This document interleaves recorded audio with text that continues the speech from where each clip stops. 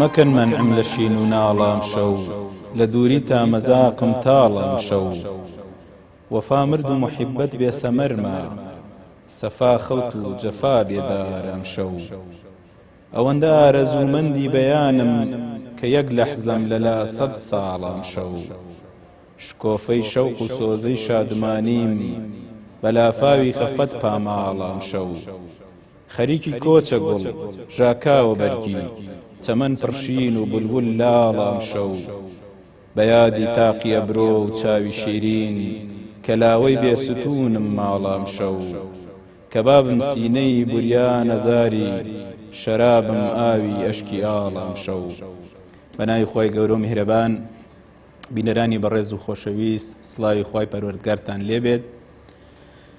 خۆشحاڵم کەوا لاڵقەیەکی تر بە ئێوەی بەڕێز و خۆشەویست ئەگەم لە بەرنامەی پەرژێن هیوادارم ئەم بەرنامەیەش جێگای سوود و ڕەزامەندی ئێوەی بەڕێز و خۆشەویست بێت بۆ مەڵقەیە میوانداری بەڕێز مامۆستا نەبەز هەورامی شاعیر و ڕەخنەگر دەکەم بۆ قسەکردن لەسەر بابەتێکی گرنگ و بەچێژ لە ناو شعری و ئەدەبیاتی کوردی بە تایبەتی ئەدەبی کلاسیک کە ئەویش بابەتی کات یاخود زەمن لە لای شاعیران و بە تایبەتی لە ناو زەمن و کاتیشدا چەند کاتێکی دیاریکراو بە تایبەتی تر شەو سەحەر دەمە و بەیان ئەو کاتانە کە شاعیرانمان لە ناو شعرەکانیانە تەوزیفیان کردووە بە قوڵی لێیان ڕوانیوە پێم خۆشە درێژە بەو بابەتە بین و باسوخواسی لەسەر بکەین لەگەڵ مامۆستایە بەخێربێ یاخوا مامۆستا بەسەر چاو. زۆر سوپاس مامۆستای بەڕێز بۆ جەنابتان و بۆ بەرنامەکەتان.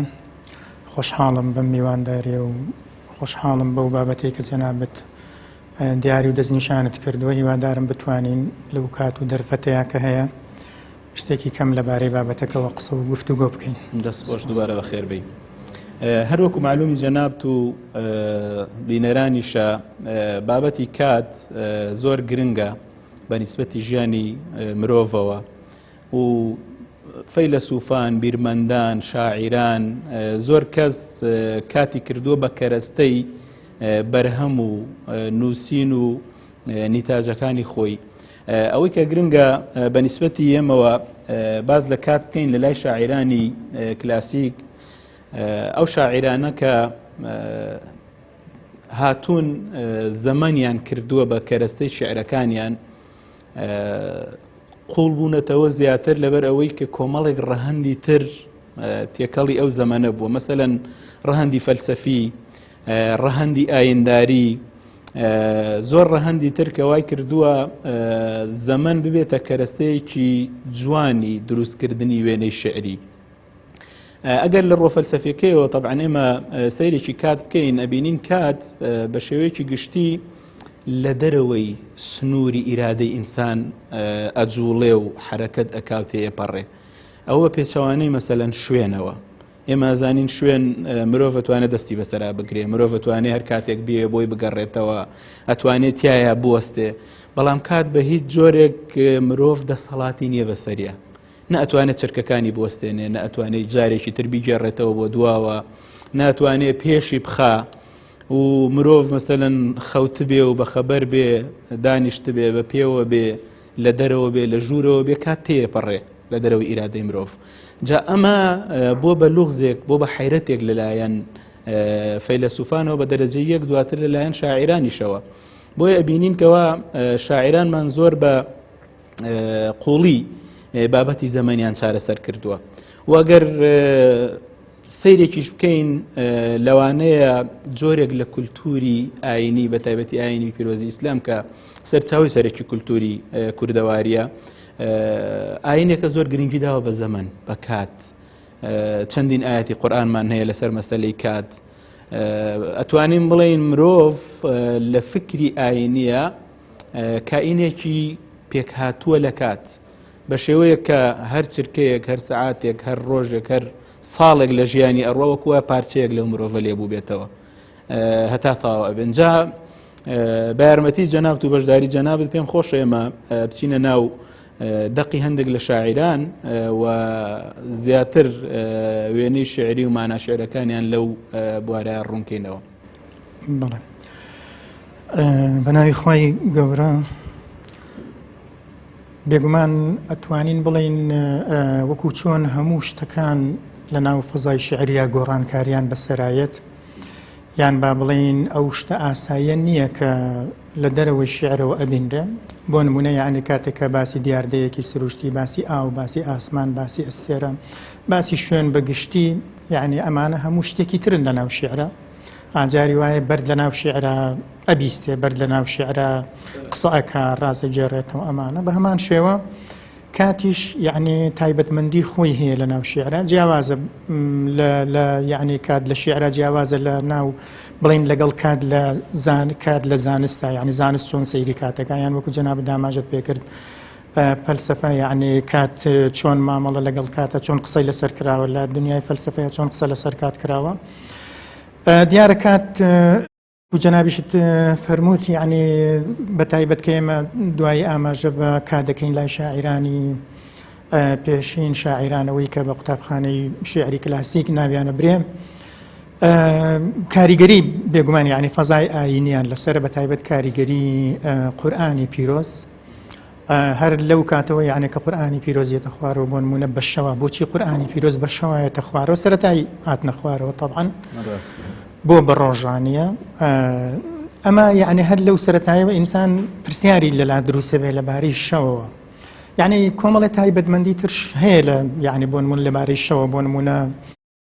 پەرستشێکی وەکو شەو نوێش پەیوەندی ئەمە بە ڕۆژەوە چییە یان بۆ نمونە سەفەرێکی وەکو سەفەری میعراج لە شەوایە هەر لە ناو با بڵین لە قورئانی پیرۆزایان لە ناو چوارچێوەی فەزای گشتی ئاینا کۆمەڵێ بۆنەی تر کۆمەڵێ مناسەباتی تر کە پێیوەستن بکاتەوە بۆ نمونە مەوسیمی ڕەمەزانیان مەوسیمی حەج ئەمانەکە هەموو پێیوەستن بکاتەوە ئەمانە هەمون بوون بە سەرچاوە بوون بە ئیلهامدەر بوون بە کەرەستە وەکو جەنابەت فەرمووت یعنی بۆ شعر لە ڕاستیە بەتایبەت شاعیرانی ناو چوارچێوەی فەزای ئاینداری شاعیرانی نزیک لە دنیای عیرفان ئەتەوێ بڵێ کات لە ڕۆ سروشتی و فیزیاییەکەیەوە شتێکە بەڵام کەیەتە ناو دنیای شعرەوە ئەبێ بە شتێکی تر هەروەکو هەموو کەرەستە سروشتەکانی ترکە هەیە مەسەلەن کولتوری ئاینی بەتایبەتی کولتوری هەر کۆمەلگایە کاریگەری هەیە لەسەر ئەوەی چ کاتێک گرنگی زیاتر پێ بدرێت لەسەر حسابی کاتەکانی تر لە یان بڵین لە چاو کاتەکانی ترە بەڵێ ئێمە ئەگەر هەم وەکو بڵین هەم لە فەزا دینیەکەیە لە فەرهەنگی دینیە هەم لە ئەدەب و لە شیعریشە سەیری کات بکەین کات بە چەند ئاستێک ئەبینین ئەتوانین بڵێن کاتێکی کولی کاتێکی سەرانسەری کە ئەمە یعنی بەتەمەن یان با بڵین بە ژیان تعبیری لێکرێ ئەم تەبەن لە قورئان ئەم میشارەتانە هەن کە باز لە حەیات یعنی حەیات واتە هەموو ژیان هەموو کاتی مرۆڤەکان ئەمە یعنی پێوترێ کاتی کولی ئەتوانم بڵێم لە هەندێک شیعرە باسی کات ئەم باسێ یعنی باسی کاتی کولیە باسی تەمەنە باسی ژیانە دواتر هەندێک کاتی ترمان هەیە لە ناو شیعرا بۆ نمونە شەومان هەیە بە تایبەت یعنی شەو ئامادەی و حزۆرێکی زۆری هەیە ئەنجا ڕۆژ یعنی بە هەمان شێوە بچمانە و بچم بە بەستێک بربەیانمان هەیە و هەروەها کاتی دەمە و ئێوارەمان هەیە ئەم کاتانە چۆن چۆنی بڵین تەوزیف کراون لە شیعرە یان بۆ نمونە ئێمە وەرزەکانمان هەیە کە ئەمانە پێوەستن بکاتەوە چۆن تەوزیف کراون و هەر شاعیرێ بە ڕؤیا و جیهان بینی خۆیان وەرزانی تەوزیف کردووە بەڵام ئەوەندە هەیە یعنی بەگشتی کات لە فەرهەنگی دینیا وەکو جەنابی شدوتن یعنی بەتایبەت لە فەرهەنگی عیرفانیان یعنی احتمامێکی عجیب یعنی بۆ نمونە ئێستا مەسەلەی غەفڵەت یعنی کە باسەکرێ یعنی پەیوەندی بکاتەوە هەیە کە تەنانەت لە ئەدەبیاتی عیرفانیا باس لەوە کرێ کە ئینسان هەموو هەناسەیەک حەزوری هەبێ هەموو هەناسەیەک زیندوانە بژی یعنی تا ئەوەی کە لە ئەدەبیاتی عیرفانیا باس لەو ئەوترێ یعنی ئینسانی عارفە بێ ئیبن الوەقت بێ یعنی یان ئەوەی کە وەکو ئاماژەیەک بۆ نالی نەفەس بگرێت لە هاتوچووی خۆڕایی هەتا ماوی زۆر جوان کە ئەم باە هەتا ئێستاکە هەر عمری بەباداوی یعنی هەموو ژیانی ئینسان کۆمەڵە نەفەسێکە کۆمەڵە نەفەس گرتنی ئەو نەفەسانە وەکو ڕاگررتنی کادوایە بۆیە یعنی ئەم نەفەس و هەناسانە جاری وایە پێیوەستە بنەوە بە زیکردکردنەوە کە لەگەڵ هەناسەدانە ئینسان بە بەردەوامی لە زیکرابێ یعنی ئەو کاتە تۆ ئینسان کە بەشێک لە وەزیفە گەورەکەی یعنی بریتە لە زیکر وەکو بەشێک لە عیبادەت یعنی ئەو کاتە تۆ لە عیبادەتای ئەوەش یعنی کە تۆ لە عیبادەتاوی بەو شێوەیە هەموو کاتەکان هەموو هەناسەکانت لە کاری باشە کە عیبادەتەوە خوازێت تۆ بچیتە ناو کاری باشەوە جا اتوانم يعني بڵێم جا کاد يعني لای ئەم شاعرانە بەم قوڵیە يعني توانم بڵێم لە دنیا عیرفانە يعني قوڵتر مەسلەی کات تەوزیف کراوە لای شاعرانی ترمان بۆ نمونە يعني کاد وەکو بۆنە نەتەوەیەکان دەرکەوتنی هەیە لای گۆرانی شاعیر لای مامۆستا هێمن مکریانی لای دیلان لای کامەران يعني بۆنە نەتەوەیەکان بۆنە نیشتمانیەکان کۆمەڵی بۆنەی تر کە لای ئەو جێگەی سەرنج و سەرسامین یان گۆڕانکاریەکیان لە ژیانی ئینسانە دروست کردووە واضحە يعني ئێمە کۆمەڵی شعری بۆنەی زۆرمان هەیە جەنابەت لێت معلومە کات يعني بەم شێوەی وەکو ئەم مناسەباتانە لەم جۆرە شیعرانەیە تەوزیف کراوە جۆرێکی تر لە کات دەتوانین بڵێن پێوەستە بە وەرزەکانەوە يعني هەموو شاعیرەکانمان نەتوانم بڵێم يعني شاعرانی بڵێن سەردەمی پێش و یان سەردەمی دواتر و شاعرانی نوێ هەموو يعني هەریەکە بە جۆرێک ڕوانینێکی تایبەتی خۆی هەبوو بۆ وەرزەکان یەکێک لەو شتانەی کە بەتایبەت يعني وەرزی بەهار يعني ئێمە شعر هەیە بۆ نمونە تعبیرە لە وەرزی هاوین يعني وەرزی هاوین کراوەتە کەرەستەی تعبیرکردن لە خەمێکی دەرونی یان بڵێن لە هەستێک لە شتێک لە بیرکردنەوەیەک یان پاییز بە هەمان شێوە بە جۆرێکی تر يعني بۆ پاییز وەرزەکان تەوزیف کران بەڵێ پاییز بۆ نمونە لای شاعیرێکی وەکو محەممەد عومەر عوسمان یان تایبەت مندێکی خۆیە زستان بە هەمان شێوە من یەکێک لەو شتانەی کە لە باسی بەهارە زووتریش لە نووسینەکە ئاماژەم پێ کردووە لە وتارێکا و لە گۆڤاری ڕامان بڵاو بۆتەوە وەرزی بەهار بوو بە و ناونیشانەی ئەم وەرزە یعنی چەند جۆرێک مامەڵەی لەگەڵا کراوە ناونیشانی بابەتەکە بەهاری فەسڵ و بەهاری وەسڵ بەهار یعنی هەم بەو معنایی کە وەرزە پێوترێ فەسڵ هەندێک جار ئەم فەسڵە ئەژبێتە دابڕان یعنی کاتێک ئەم فەسڵە ئەبێتە فەسڵی فراق و دابڕان ئیتر بەهاری وەرز نییە بەهاری فەسڵە بەهاری دابڕانە و لە بەهاریەتی خۆی ئەکەوێ و زۆر جار یعنی بۆ نمونە لا یەکی ئەبێ بە پاییز یعنی ئێستا بۆ نمونە لای مەولەوی زۆر جار یعنی سەیرەکەی بەهار بوو بە پاییز ئەو لەو شیعرەیە کە بۆ مەرگی خاڵۆی وتوێتی وەرنەکێ دیانەش وەهار گوڵ ڕێز بۆ يعني کێ بینێوێتی بەهار لە بەهارە گوڵ بوەرێ تەڵەن گوڵوەرین یا سەرەتای هاوین یا لە سەرەتاوێ لە شاعیرێکی تر هەر باس لەوە کە وەهارم پاییزم خەمەن يعني بەم شێوەی سەیرەکەی ئەم وەرزە لای زۆری تر يعني بۆن لای شاعیرێکی وەکو مامۆستا هێمن مکریانی بەهار کاتێک بڵێن ئەو بەهارەی پێش ئەوە کە بڵێن سەرەتای دەرکەوتنی حیزبی دیموکراتی ئێران دروستبوونی کۆماری مەهابادە بەهارێکی با بڵێن بەهاری وەسڵ ئەتوانین بڵێن بەهاری پێکگەیشتنە پێکگەیشتن بۆ مانایی کە لای ئەو هەیە بەڵام حتا زستانیش یعنی لای ئەو ڕێبەندان دیساناتیەوە سەرمان لە کاتێک کە کۆماری مەهاباد دروستە بێ یان لە وەرزێکی زستانە سەرکەوتنێکی نەتەوەی بەدەزی ئەم زستانە ئەبێ بە بەهار ئەڵێ هەرچەندە ئێستا لە شیعرێکە ئێستا زستان و بەفر هەموو ڕووی دنیای داپۆشیوە بەڵام خاکی پاکی کوردەواری خەمڵیوە تعبیرێکی بەو جۆرە زستانەکەی لێ ئەبێ بە بەهار لەبەرەوەی کە ئەم زستانە بۆ ئەو ئەبێتە بەهار یعنی بەم شێوەیە فەسڵەکان ئاڵ و گۆڕێکی زۆر لای زۆر یعنی لە شاعیرەکانی تر بە هەمان شێوە یعنی ئەم وەرزانە ئاڵ و گۆڕیان بەم شێوەیە یعنی بە خۆیانەوە بینیوە هەر لەبارەی وەرزی بەهارەوە هەندێکی تر یعنی وەرزی بەهاریان وەکو بڵێ بەشێک لە جوانیەکانی سروشت بینیوە کە ئەوە پێیوەستە بێت بە جوانی پێیوەستە بێتەوە بە ناو جوانەکانی خوای گەورەوە وەکو بەشێک لە جیلوەی جەماڵی ناوەکانی خوای گەورە یعنی بەشێک لە شاعیران ئەمەیان لە پڕێتەمەنەوان گردونیش وەکو کتێب سەیرەکەن گردونیش وەکو تابلۆیەکی گەورە سەیرەکەن کەم جوانیانەی تیا نمایی شەکرێ لەبەرەوە بەشێکی زۆر لە شیعری ئەو شاعیرانە ئەبینین وەصفی جوانیەکانی بەهارە بەڵام وێنەی جوانی نمای خوای گەورەی ئەبینن بەڵێ ئەنجا ئیترەوەی تەمەنەمە هەر لای مەولانای ڕۆمی یعنی بە ڕوانینێکی تایبەتی بۆ بەهارەیە کە بەهارە بەستێتەوە بە میهرەبانی خوای گەورە و شاعیرێکی تری بەستێتەوە بە لێبوردەیی خوای گەورەی وەکو بڵێ ئێمە بەهار جێژنی لێبوردنی خوایی بێ ئەوە لای بێخود لە شیعرێکە ئاماژەیەکی ئاوا هەست پێ ئەکرێ ئەنجام بەڵام دیسان هەر ئەم بەهارە وەکو وتم یعنی جاری وا هەیە کە خەمێک لەسەر دڵ و دەرونی ئینسان دروست بوو بێ مەولەوی بە تایبەت زۆر جار لە باسی بەهارە وەصفی بەهارە ئەچێتەوە سەر ئەم خەمە یعنی کاتێک ئەم خەمە یعنی ئەوی داگرتم یان بیرکردنەوەیەکی قوڵ بۆ نمونە جاری وایە باتەوە لای مەرگ بەهار تۆ بێتەوە لای مەرگ کە جاری وایە پاییز شاعیرەکانە باتەوە لای مەرگ بەس مەولەوی بەهارەی باتەوە لای مەرگ ئەمە هەمووی مامۆستا ئەتوانین بڵێن هۆکارەکەی ئەوەیە کە دنیای دەرەوەی شعر دنیای سروش دنیای عقل و منطق و فەلەک و فیزیا و ئەو شتانەیە کە شتی حەدی و کۆمەڵێک ڕێڕەوی دیاریکراویان هەیە. بەڵام کاتێک ئەمە تەحویل دەبێت بۆ دنیای شعر، لە دنیای شعرە ئەو قیاسە عەقڵی و منطقی و فیزیاییانە نامێنن. یعنی دنیای شعر کۆمەڵێک یاسا و ڕێستای خۆی هەیە تەحەکومی تیاکە. تۆ قەت لە واقعا نابینی بەهار ببێ بە پاییز، حتی ئەگەر ساڵەکە وشکە ساڵیش بێ مەسەلەن. بەڵام لە زێنی شاعیرە زۆر ئاسانە لە مودەی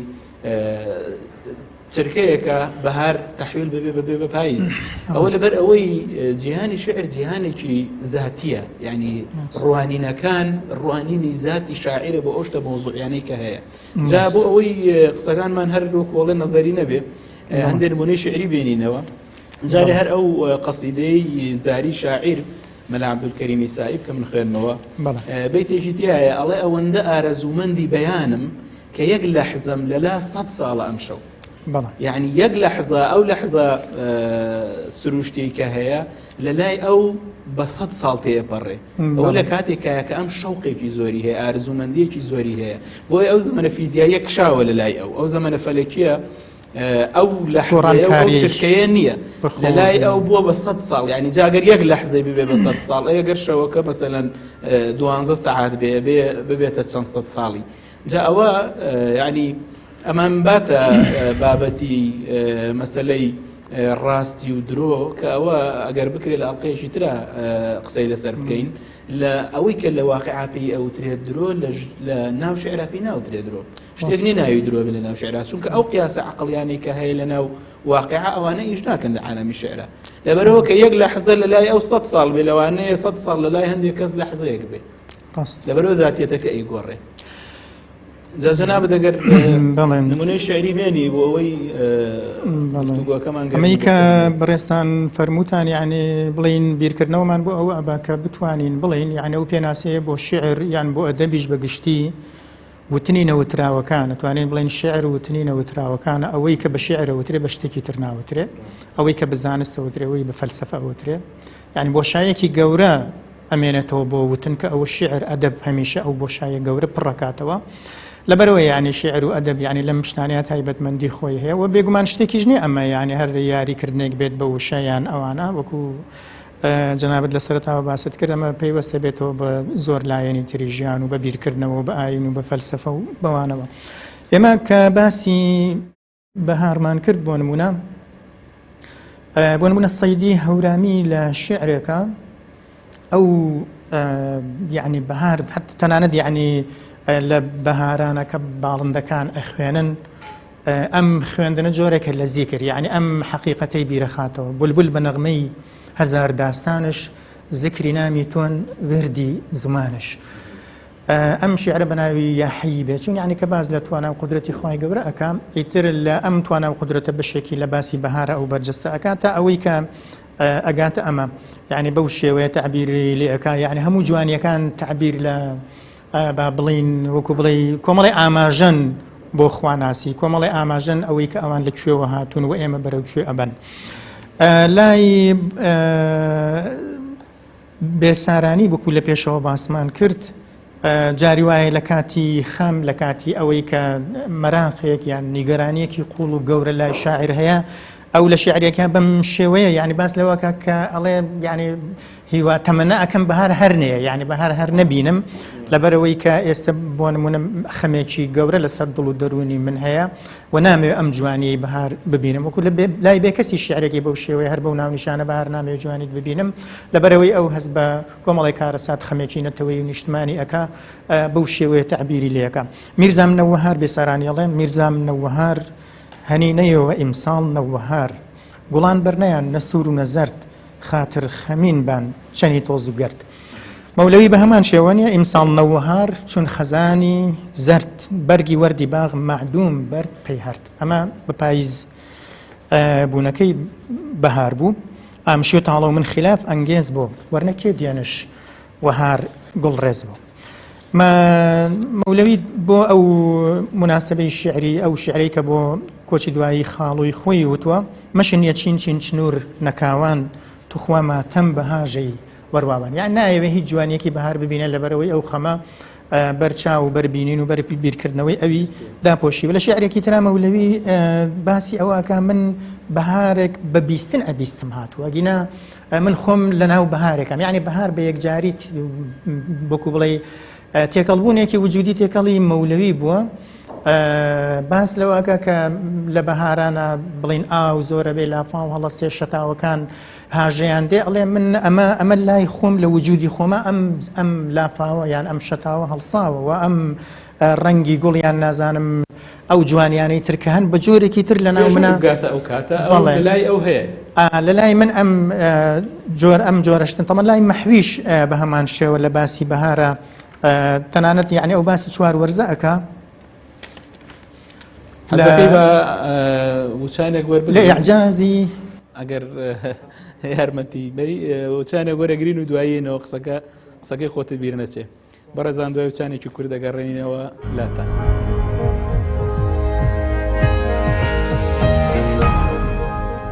بەڕێزان دووبارە سڵاو مامۆستا قسەکەی خۆتە بیر نەچێتەوە لەو شعرەیە وەستاین بەس ئەگەر بکرێت دوای ئەوە باز لە گرنگی شەویش بکەین لە لای شاعیران ئێمە زانین کە شەو لە چاو کاتەکانی ترا پاندایەکی فراوانی هەیە لە لای زۆربەی زۆری شاعیران یعنی هەر لە شاعیری لەوانەیە کورد و عەرەب و فارس و نەتەوەکانی تری جوابێ بۆ نمونە مەسەلەن لە شعری عەرەبیشە شەو گرنگی زۆری هەیە یعنی بە جیاوازی ئایدیا و بیر و بۆچوون و کولتوری شاعیرەکان هەر خۆی شەو دیارە لە هەموو کولتورێکە گرنگێکی تایبەتی هەیە جا شاعیرانی کوردیش بێگومان یعنی زۆر گرنگیان داوە بە شەو جاگەر جەنابەت ئەو قسەیەت تەواو بکەی لەسەر بەهار دوای باسێکی شەویش بکەین بڵێ مەحوی لەم شعرەیە باز لە هەر چوار وەرزەکە ئەکا یعنی گۆڕانکاریەکی سیر لە کاتی وەرزەکانە دروستە بێ کە ئەو وەکو بڵێ بە جۆرێک لە ئیعجاز یعنی باسیەکە کەشتیوە وەکو جەنابەت ئاماژەت پێکرد لە دنیای واقعات دروست نابێ لە ئیعجازی مەحەبەت چار فەسڵم جملە بۆ جەمعە هەر چوار فەسڵەکە لەسەر من جەمع بوون سروشکم سوورە ڕەنگم زەردە لێوم وشکە چاوم تەڕ کە ئەم دێڕی دووهەم یعنی هەر بڕگەیەکی تعبیر لە یەکێ لە وەرزەکانەکە سروشکم سوورە لە وەرزی بەهار و ڕەنگم زەردە هاوین بەینەکە لێوم وشکە چاوم تەڕ پاییز و دواتر زستان یعنی سەیرەکەی لای ئەو هەر چوار وەرزەکە لە وجودی ئەوە یعنی تێکەڵ بوون هەر چواریان بەیەکەوە کۆ بوونەتەوە مەبەستم جەنابەت کە ئاماژەت پێکرد یعنی ئەم مامەڵە سەیرەکە ئەمە بەس لە شیعرە لەگەڵ زەمەنە لەگەڵ کاتەکانە لەگەڵ وەرزەکانە بەم شێوەیەکرێ بێگومان وەکو جەنابەت وتت یعنی شەو زیاتر لە هەموو کاتەکانی تر لە ئەدەبیاتی ئێمەیە بەتایبەت لە ئەدەبیاتی عیرفانی و ئەدەبیاتی لای شاعیرانی با بڵین چوارچێوەی فەزای ئاینداری شەو ئامادەی و حەزورێکی زۆر زیاتری هەیە بێگومان لای شاعیرانی تریژ یعنی شەو بە چەند شێوازێک بە چەند ئاستێک بۆ نمونە شەو تەشبیهکردنی زولفی یار یعنی بە شەو بەڵێ یان بۆ نمونە شەو جاری وا هەیە ئەبێتە لاپەڕی نووسینەوەی خەمەکان کە وەکو ئەو شیعرەی لە سەرەتاوە جەنابەت خوێنتەوە یعنی باس لە تعبیرکردن لە خەم یعنی زۆر جار لە شەوە تعبیر شەو بەکارهێنراوە کە من ئەم شەوم لێ ناڕوە لە بەرباری خەم و لە بەرباری خەفەت و ئەمە تەمەن لای زۆربەی شاعیرەکان لای مەولەی بە هەمان شێوە بەم شێوەیە تعبیر لە خەو کراوە شتێکی ترکە وەکو شیعر وەکو شەو تەوزیف کرابێ شەو وەکو نائومێدی شەو وەکو تاریکایی شەو وەکو ئەوەی کە با بڵین شتێک بە دوایەت کە ڕۆژە کە ئومێدە یعنی ڕۆژ وەکو ئومێد ڕۆژ وەکو یعنی ڕۆژش کە وەکو بەشێکی تر لە کات ئەویان بە ئومێد تعبیری لێکراوە لە شێعرە وەکو فرسەت جاری وا هەیە بۆ بەخۆداچوونەوە بۆ مەسەلەن کردنی کارێکی مهم ئەمەی نالی لێرەیە ئەڵێ هەتا شەقەی فەلەک نەبووە بە کافوری کفن هەستە کە ئەم شەو فرسەتە هێشتا فەلەک ماوی ئەتۆش ماوی نەواڵەی تۆ بە دەربێنە هەتا تەن نەبووەتە سفرە پیاڵەی شیشە بشکێنە هەتا وەکو پەنەشکاوی ئەم لێرەیە شەو بە فرسەت ئەزانێ ئەڵێ نزیکی بەرەبەیان بۆتەوە هەتا بەرەبەیان نەهاتووە و تاریکایی شەوی نەدڕیوە یان بە شێوەیەکی تر هەتا خوای گەورە ئەم ئاسمان و زەویەی نەپێچاوەتەوە و نەبووە بە کافوری کفن هەستە تۆبە بکە یعنی شەو جاری وایە لە لای شاعیرانی قەدیمی ئێمە فرسەت بووە بۆ عیبادەتکردن، فرسەت بۆ تۆبەکردن، فرسەت بۆ بە خۆداچوونەوە. یعنی هەندێک شاعیر کە خەمبار بووە و توێتی شەوم لێ ناڕوە بەیان نایە وەکوەوەی جەنابەت وتت ئومێد بێ، بەڵام هەندێک شاعیر هەیە پێی خۆش بۆ کە شەوەکەی هەر نەڕوە ئەسڵەن ئەو شەوە بەردەوام بێت، چونکە شەو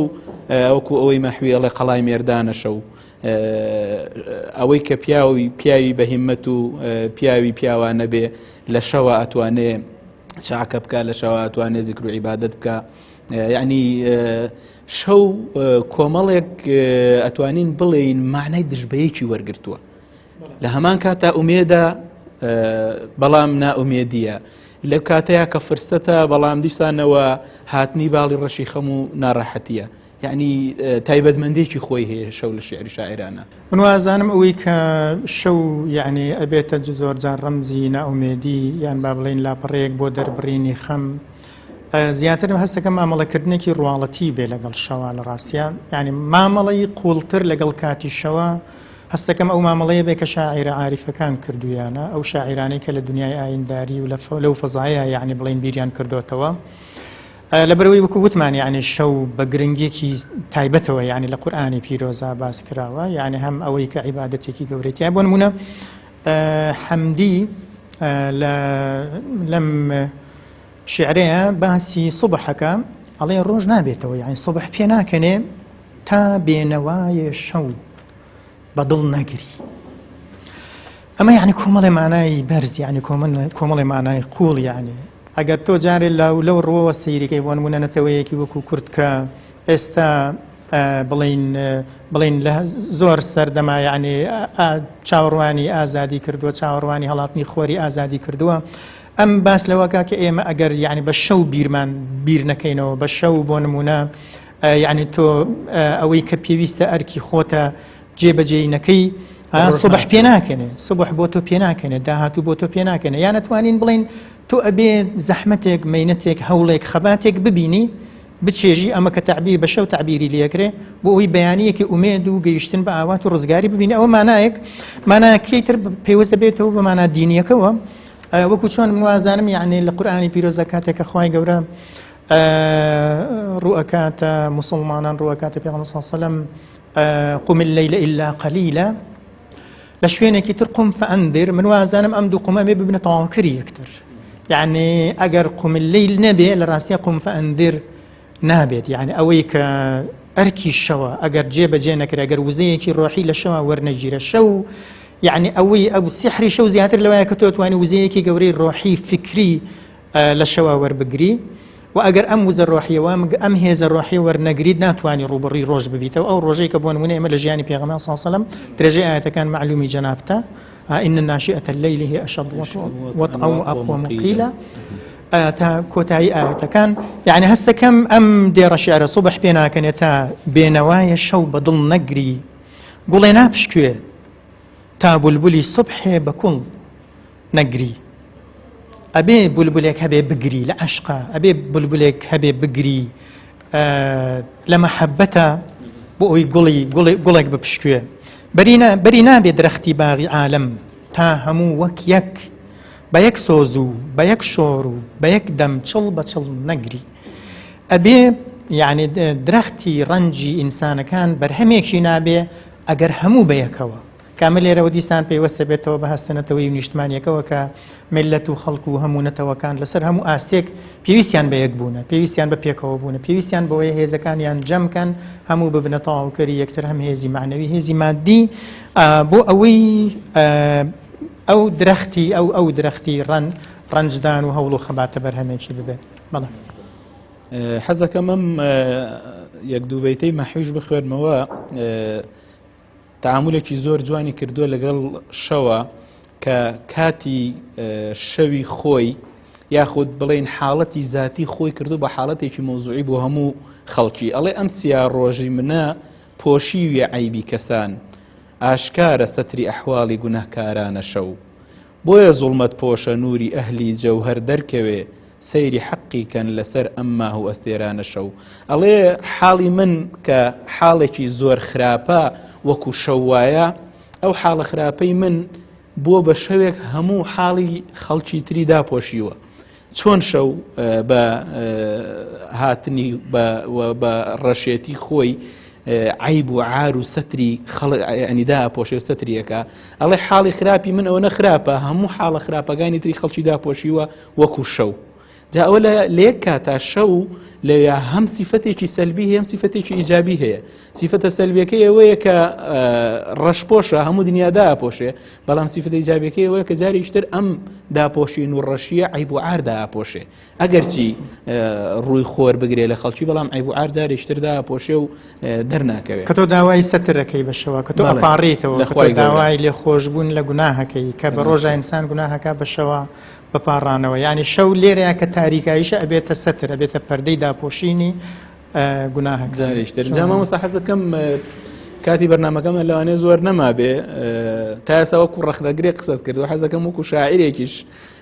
قەسیدەیەکی خۆشتمان بۆ بخوێنیتەوە هەندێک قسەی لەسەر بکەین کە جەنابەت چۆن تەوزیفی زەمن و کاتت کردووە پێم خۆشە ئەگەر شتێک لەوە خوێنیتەوە. بەڵێ زۆر سپاس بۆ جەنابەت تەمان لای شاعیرانی تر بێسارانی شەون خەڵوەتن ماڵ بێ غیارن عالم گشت وتن دەست خەبەردارن طبعا مولوي أم شعر توظيف كاتو أي بستيتو بمسألة إحسان إحسان مناسبة وشعري هورامي ده يعني هرب سوراني من خير يعني وشعري بساراني بو بلا من شعر لا مولوي بشعري مولوي أنا أسري بلا مولوي شعركي هنا ودو بيتي تاريخ خوي بدوها باس كردو كباس لا إخلاص بيوستكاتو بكاتي الشواوة باس لو كاتو شو يعني فرصة بو أوي بتواني بردي يعني غباري سر بینێنت یعنی لا دەیت بۆ ئەوەی بتوانی ببینین بگەی ئەو بینینەی کە لە فەرمودەی ئیحسانە باس کراوە ئەوە نیە یعنی وا خوا بپەرستی کە ئەمە ئەنجایتر ئەڵێ ئەگەر تۆ نەگەیتە ئەوە تۆ خوا ببینی هەر لە بەیتە شیعرەکەی خوای گەورە ئەو تۆ ئەبینێ یعنی ئەو بەیتە شیعرە ئەیبا بۆ ئەم پەیوەستکردنی کاتی شەو بە مەسەلەی ئیخلاص و مەسەلەی عیبادەت و ئەوانەوە هەر ئەو شیعرەی حەمدیش بە هەمان شێوە بۆ بزانام بەژێر کاریگەری ئەو شیعرەی مەحویان نووسراوە کە لە پێشەوە جەنابەت باست کرد بە کۆمەڵێک تعبیری جیاوازتر بێسەر و سامان عەجەب دەریایەکی قەترانە شەو ئەمەش یەکێکە لەو شیعرە جوانانە بێگومان لەبارەی شیعری خۆم و ئەڵبەت ئەتوانم بڵێم یعنی هەندێک کات یعنی تەوزیفکردنیان هەبووە لە شیعرە لە لای من بەتایبەت کاتی بربەیان و کاتی ئێواران بە زۆر بەتایبەتر کاتی ئێواران کە من بە ئاوابوون تعبیرم لێ کردووە لای کاک ئەحمەدی موفتی زادە نیشتمان ئەی بربەیانت ڕۆشنی ئیمانمە کاتێک کە دنیا ڕۆشن ئەبێتەوە ئەڵێ ئیمانی منیش ڕۆشن ئەبێتەوە نیشانەیەک ئاەتێکی خوایی ئەبینم ئەم خۆرە ئیمان نیشتمانی دڵ و دەروونم ڕۆشن نەکاتەوە نیشتمان ئێوارەکانت خەڵوەتی عیرفانمە ئێوارەکانیش ئینسان بەرەو شەو ئەڕوا خەڵوەتی بیرکردنەوە و ڕامانە تەمان لای مەولانای ڕۆمی بە هەمان شێوە مەسەلەی ئێوارە و ئاوابوون و هەڵاتنەوە یعنی زۆر تەوزیف کراوە ئەم شیعرە بە ناونیشانی ئاوابوون و ناونیشانی کتێبە شیعریەکەش هەر ئاوابوونە ئاوابوون شەوەکو ئەوەی ساتی خۆر ئاوابوون بەڵام من هەموو ئاوابوونی تەمەنم لەم ساتەیە جێ کردوتەوە هەموو ئاوابوونی تەمەن هەموو ئاوابوونی زەمن لە ساتی لە سەرەتاوە باسمان کرد بەڵێ بەڵام بە بەیتێکی مەحوی چوومەتە ناو شیعرەکەی خۆمەوە دوو ئەسپە منزڵت پێتەی دەکەن تا سەرحەدی مردن بە دیقەت تێفکرە مەحویە شەو شەب دێزە ڕۆژ ئەشهەب کات تەشبیهەکە شەو و ڕۆژ وەکو معلومی جەنابتە بە دوو ئەسپ کە منزڵمان پێتەیەکەن بە سورعەتێکی عەجیب تا سەرحەدی مردن ئیتر تۆ ئەبێ بە دیقەت لەم سورعەتە تێبفکری طبعا ئەم ئاماژانە لە قورئانە زۆرە وەسارعوا وەسعوا یعنی بڵین جۆرێک لەمە یعنی کە ئینسان بم هەز بە سورعەتی زەمن بکات لەکردن بۆ ئەوەی بە فریای زەمن بکەوێت بەڵێ شەب تەشبیهەکە بە شەو دێز و ڕۆژیش بە ئەسپە شەیەک و ئەوانە من بەم بەیتە چوومەتە بەڵێ جەخار بۆ پژمردەبوونی لالەزارەکانی تەمەن بۆ پەردبوونی پێکەنینە گوڵاویەکانی بەیانیان بۆ وێرانەی کەوێڵە بەهاریەکانی ئومێد چەند زوورت دەبن وەرزەکان چەند بە پڕتا و دیسان دەگەڕێنەوە بۆ مەرگ چەند بە پارێزەوە تەپ و تۆزی ڕێیان لەسەر شانمان نیشت چەند بە جوانی و بە مەکرەوە سەر و ڕیشمانیاندا گیرسان چەند بێباکانە بەژێر سێبەرە ساختەکانیاندا پەلکێشیان کردین چەند بە عەزرەتەوە خۆڵیان باراندە سەر خەندەکانمان چەند بێمروەتانە بینیان بە ئەسرینەکانمانەوە نا پاش نیشتنەوەی هەرەسە سامناکەکانی زستان نەفریای دانانەوەی باخچەی ماڵ دەکەوین، نەفریای سەیرانی بنارێ، نەفریای کێڵانی مەزرایە ڕزێکی ماتەمین، لە هەشتونەوەی ژماردنی ئەستێرەی شەوی هاویناین، سەرخەوێکی پڕ لە خەونی خۆڵەمێشی پڕ لە وڕێنەی دووکەڵین لولی داوین، ئۆخژنی خەو هێشتا نەگەشتۆتە گیانمان، ڕۆژگار گۆزە ئاوەکانی دەمە و نخون دەکاتەوە بە سەرمانە، بەر لەوەی کە زەبای بەیان لە تەڕایی جەستەماندات، ڕوخسار ڕەنگی زەردەپەڕی لێ نیشتووە، نەچەپشێ نێرگزمان کڕی لە مناڵی سەرجادەیەک، نە سێبەرێ بە ئارەقەی ڕوومان تەڕ بوو، نە پیاسەی خەیاڵاوی ناو باخێکی خەزان کردوو، نە لە شێرە بەفرینەکانیش بووینەوە. کەمێ هێواش با قومێ ئاو لەو کانیاوی ژێر سێبەری شۆڕەبیە بخۆینەوە، ئەوا خنکاین تەنیا قومێک و دین، با تاوی خۆمان بدەینە بەر بزەی پەلکە زێڕینە، خەم خواردینی تەنیا تاوێک و دین، با سەرکەوینە باڵکۆنی تەلاری تەنیشت ئەو پارکە، زەردەپەڕە بڕوانی نەخەمی دەریا، با لادەینە ژێر ساباتی ئەو گوێچەمە، نان و چایە لەگەڵ ئەو باخەوانەدا بخۆین، ساتێ لەگەڵ خوڕەی ڕۆحی ئاوا بدوین. کەمێ هێواش ئێمە سەری هەموو ساڵی شەمسی و قەمەری و کوردی، هەموو خەونە ژەنگاویەکانمان دەم بە خەندەوە دەژمێرین، تەمەنا تۆزاویەکانمان بە تاسەوە هەڵدەڕێژین، هێشتا لە ڕیزی دوو هەماین، ساڵمان چاوی کز بووە و بۆ دار عەساکەی دەگەڕێ، ساڵی تازەش دیسان تەدارەکی دەوێ و دێتەوە بۆ ژماردنی خەونەکان و ڕیزکردنی تەمەناکان. دەلێ گەڕێن با تەمەناکان بژمێرین، ژماردن بەس، با خەونەکانمان هەڵڕێژین، هەڵڕشتن بەس. بەهارە با بڕوانینە هەڵبەستنی هێلانەی ئەو باڵندانە، هاوینە با ئەو میوەجاتە نەگەنێ بیڕنینەوە، پاییزە با هەمبانە بێبنەکانمان بە دارماڵی بەشانادەین، زستانە با پەناگەیە گەرمکەین و بەدەم شەوچەرەی کوشتنی شەوگارەوە بچینەوە سەر جێڕانەوەی حەکایەتە سەدبارەکان. کەمێ هێواش دەبا ئیتر نوێژێکی قوڵ بۆ ئەم عەسری موسیبەتە بە قونوتەوە دابەستین، با بگەینە ئایەتەکانی سەرەتای سوورەتی ئەم سەفەرەمان، با حەجێ بۆ لەدایک بوونەوە بکەین. کەمێ هێواش ئێرە کوێیە؟ لێگەڕێن با دەستێ بە چاومانە بێنین، ئەم هەوارگە کافوریەکەی هێندەشمان لێ نزیک بوو، چ دڵێ مەودای ئەم ساڵە تیشکانەی پێتەی کردین، جەخار هەر بەم تۆزی سەرچاوەوە بەڕێکەوتین، کەمێ لە نیشانەکانی سەرە ڕێگەکان ڕانەماین، لەبەردەم خەڵۆدگەکانە سەری نەویمان هەڵ نەبڕی، بەنێو پاشماوەی خەزانی بای سەرسەری قنجمان نەوی نەکرد، قاقا پێکەنینمان دەهات بە سیمای مرد و شۆرەکان. کەمێ هێواش ئێرە کوێیە؟ ئەوە کێلی کەڵەکە بوو هەڵبژێرە، ئەوە کێلی کەڵەکە بوو هەڵبژێرە، ئەوە سایەی دار ئەرخەوان دەدا سەکنێ، ئەوە تەڵقین بە چەند تەرزە ئاوازە بەبجێ ڕادێرە. کەمێ هێواش خوتیان لێرە دەوەستین، با دەنگ خۆشێ بۆ تەڵقین بدۆزینەوە و بەردەکێلێکی بەڕەونەق هەڵبژێرین. ئەی گڵ لە تۆوە دەرهاتین تین و سەراسیمە و بە پێی شەقارەوە واگەڕاینەوە باوەشت، گەرووی وشکمان پڕ لە گڵمتکی ناختکە، ئاو تەژنەییمانی نەشکاند، چ سەفەرێ بوو پێت کردین، چ ماجەرایەک بوو دیمان. ئەی مەرگ وەرزە زەرد هەڵگەڕاوەکانی ژین جیان هێشتین، وا خۆمان بە تۆ دەسپێرین، بماندەوە دەست مروەتی وەرزە سەوزەکانی خولود. دەستە خۆش بێ و خامەت بە بڕشت بێ، قەسیدەیەکی جوان بوو.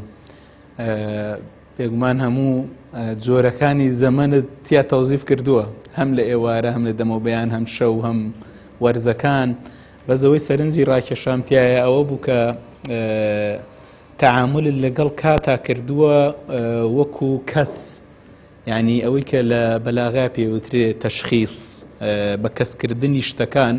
ئەو شتانەی کە نازیندن یاخود بڵێین نائینسانین، ئەوەی کە ئەڵێ چاوی ئەم ساڵمان کز بووە ینی بەڕاستی شتێکی ئاساکەی دەگەڕێن بەڵێ بۆ دار ئاساکەی ساڵ کە خۆی زەمەنە چاوی کز بووە کە چاو لە ئەسڵا بڵین سیفەتێکی مرۆڤ بوون و مرۆڤە بەڵام ئەو سیفەتە مرۆڤی وەرگرتووە لەوێ و ینی شتێکی جوانە جاری وا هەیە تەشخیص ئەگەر بۆ شتە مادیەکان بێ زۆر گرنگ نییە لە بەرەوەی شتی مادی لە بەردەستمانایە مەسەلەن بەردێک بهێنیتە گۆ یان چاو ببەخشی بە دارێک ئەوە وەکوڵێ تەشخیصی مادیە بە شتێکی مادی بەڵام تۆ شتێکی معنەوی کە زەمەنە کە کاتە نایبینی ئەوە بهێنێ و بیکەی بە کەس و سیفەتی کەسی پێ ببەخشی وێنەکە جوانترەکە دەست خۆش بێ و شتێکی زۆر جوان بوو وابزانم کاتی بەرنامەکەمان بەرە کۆتایی ڕۆیشتووە جاگەر جەنابەت شتێکی ترت هەبێ بیفەرموو بۆی کۆتایی پێبێنێ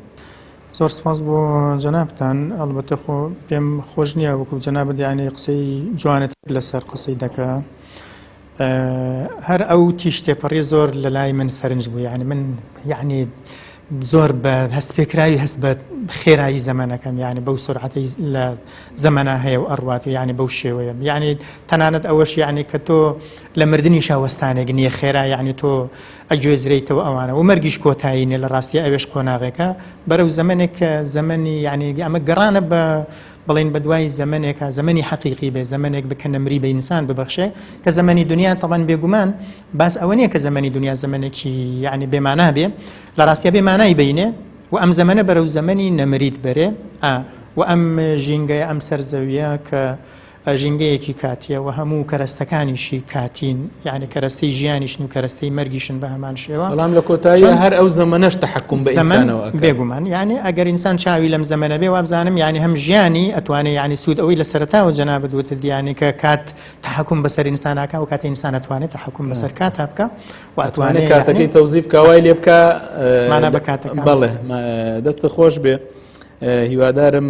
بۆ ئێمە گفتوگویەکی چێژبەخش بوو هیوادارم بۆ بینەران و بۆ گوێگرانیش بە هەمان شێوە و بەڕاستی ئەم بابەتە تا زیاتر لەسەری بڕۆی شتی جوانتر و قوڵتر و خۆشتر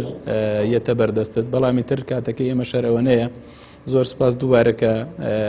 جوابی میوانداریەکەت دایەوە و دەستە خۆش بێ بۆ قەسیدە جوانەت دووبارە بەخێر بێی بینەرانی بەڕێز و خۆشەویست بەم شێوەیەش هاتینە کۆتایی ئەم ئەڵقەی بەرنامەی پەرژێن تا ئەڵقەیەکی ترە بە دیداری ئێوەی بەڕێز و خۆشەویست ئەگەین خواتان لەگەڵ شەوتان شاد